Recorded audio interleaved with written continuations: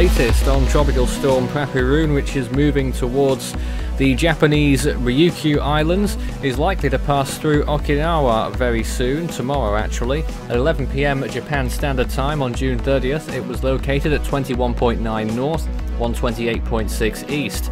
It's got winds of 50 miles per hour and a pressure of 992 millibars, both agencies agreeing on that figure. Gale advisories are also in effect. This is what's expected of the storm in the next few days. It's likely to intensify as it passes just west of Okinawa, moving into the East China Sea, where it could well become a typhoon over warm waters, and then towards South Korea, where it could make landfall as a significant tropical storm, perhaps even bordering on typhoon status even by then. We'll take a look at the sea surface temperatures shortly, but here's the storm right now and the wind field, quite a significant one at that. That's why it's a stage 3 on the CDPS scale with those winds, and it's pretty slow movement at the minute, but that's likely to quicken over time. Gale advisories in effect for Okinawa and the Amami Islands, the Yaeyama Islands and the Miyako Islands not at this point, but high wave warnings are in place there.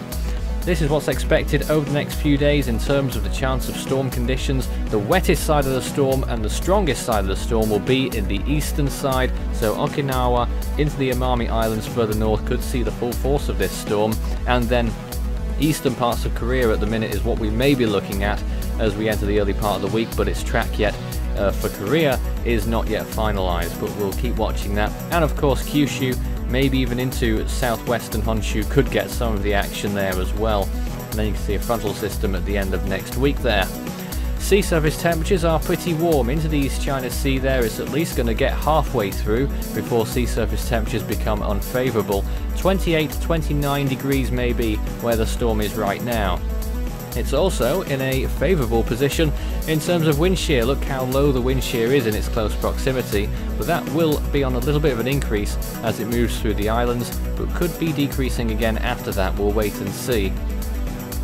Here's the latest satellite imagery of the storm from the Himawari 8 satellite. It's still a bit bare on the northwestern side, but Prapiroon is beginning to sort that out a little bit.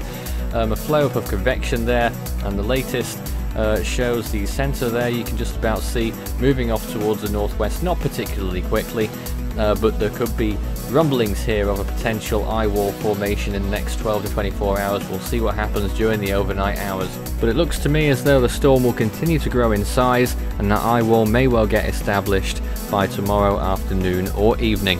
That's all for now. You can follow Force 13's outlets, the website force13.com. You can also find our YouTube page if you're not there already. Force 13 on YouTube, subscribe if you haven't. You can also find our Facebook page under the same name, and we're on Twitter. It's @Force13, our handle, if you'd like to follow us and engage with us there.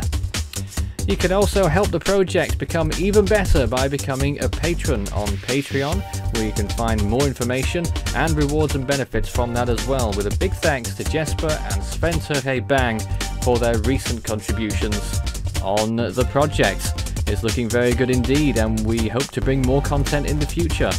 You can also find Force 13 on Skype and my personal account, Fool13, at extension 9094 on Discord for tropical weather chat.